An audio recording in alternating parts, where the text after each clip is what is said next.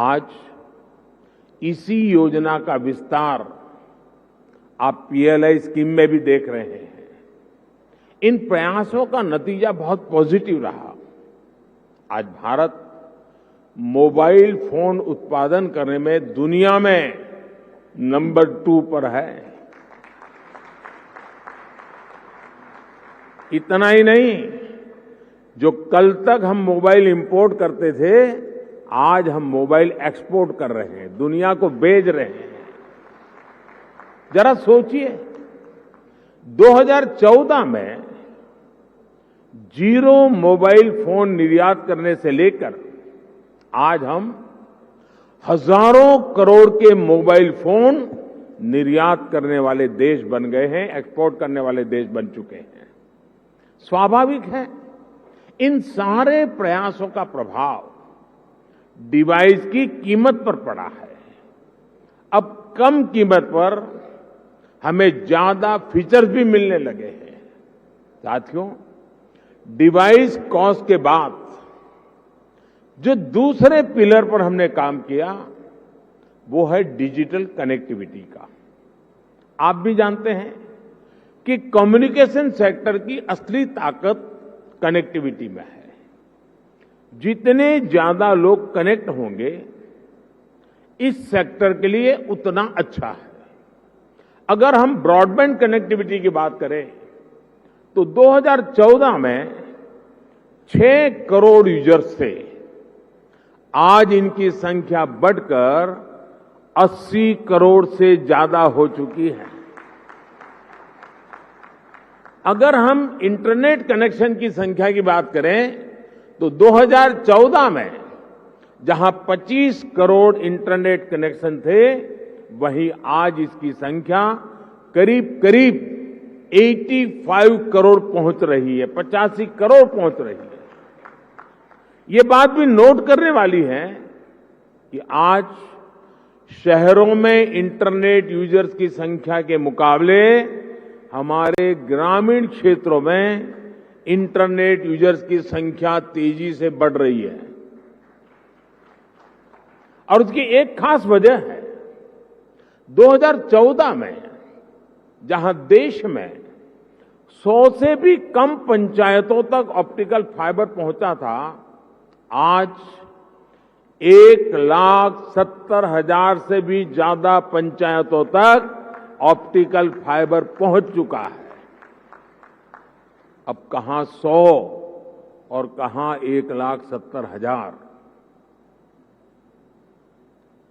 जैसे सरकार ने घर घर बिजली पहुंचाने की मुहिम शुरू की, जैसे हर घर जल अभियान के जरिए हर किसी तक साफ पानी पहुंचाने के मिशन पर काम किया, जैसे उज्ज्वला योजना के जरिए गरीब से गरीब आदमी के घर में भी गैस सिलेंडर पहुंचाया, जैसे हमने करोड़ों की तादाद में लोग बैंक अकाउंट से वंचित थे, करोड़ों लोग जो बैंक से नहीं जुड़े थे, आजादी के इतने साल के बाद जनधन अकाउंट के द्वारा हिंदुस्तान के नागरिकों को बैंक के साथ जोड़ दिया। वैसे ही हमारी सरकार इंटरनेट फॉर ऑल के लक्ष्य पर काम कर रही है। साथियों, डिजिटल कनेक्टिविटी बढ़ने के साथ ही डेटा की कीमत भी उतनी अहम हो जाती है। ये डिजिटल इंडिया का तीसरा पिलर था, जिस पर हमने पूरी शक्ति से काम किया। हमने टेलीकॉम सेक्टर के रास्ते में आने वाली तमाम अड़चनों को हटाया।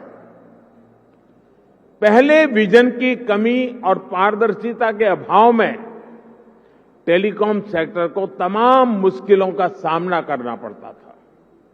आप परिचित हैं कि कैसे हमने 4G तकनीक के विस्तार के लिए पॉलिसी सपोर्ट दिया। इससे डेटा की कीमत में भारी कमी आई और देश में डेटा क्रांति का जन्म हुआ।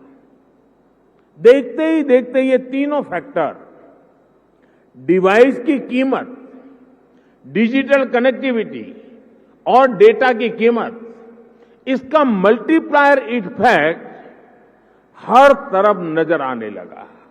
लेकिन साथियों, इन सबके साथ एक और महत्वपूर्ण काम हुआ।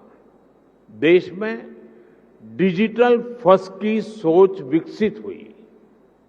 एक वक्त था जब बड़े बड़े विद्वान, एलिट क्लास, उसके कुछ मुट्ठी भर लोग, सदन के कुछ भाषण देख लेना, कैसे कैसे भाषण हमारे नेता लोग करते हैं, वे मजाक उड़ाते थे। उनको लगता था कि गरीब लोगों में क्षमता ही नहीं है, ये डिजिटल समझ ही नहीं सकते, संदेह करते थे। उन्हें शक था कि गरीब लोग डिजिटल का मतलब भी नहीं समझ पाएंगे। लेकिन मुझे देश के सामान्य मानवी की समझ पर, उसके विवेक पर, उसके जिज्ञासु मन पर हमेशा भरोसा रहा है।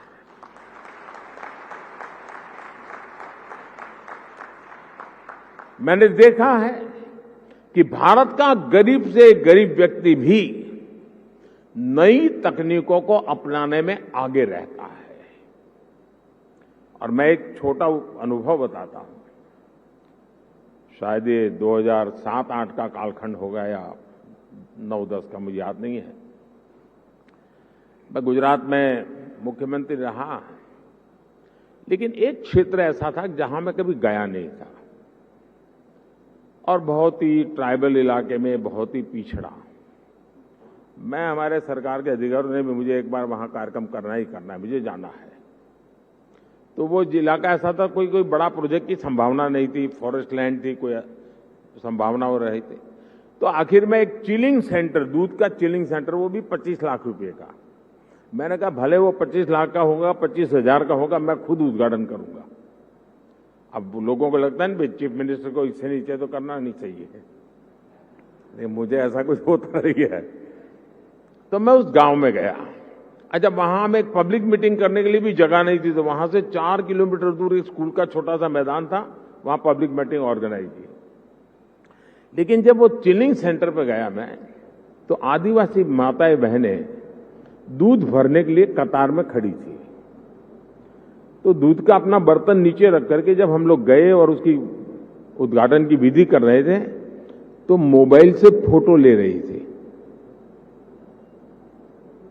मैं हैरान था, इतने दूर दरार के क्षेत्र में मोबाइल से फोटो ले रही है। तो मैं उनके पास गया, मैंने कहा फोटो लेके क्या करोगी? तो बोली डाउनलोड करेंगे।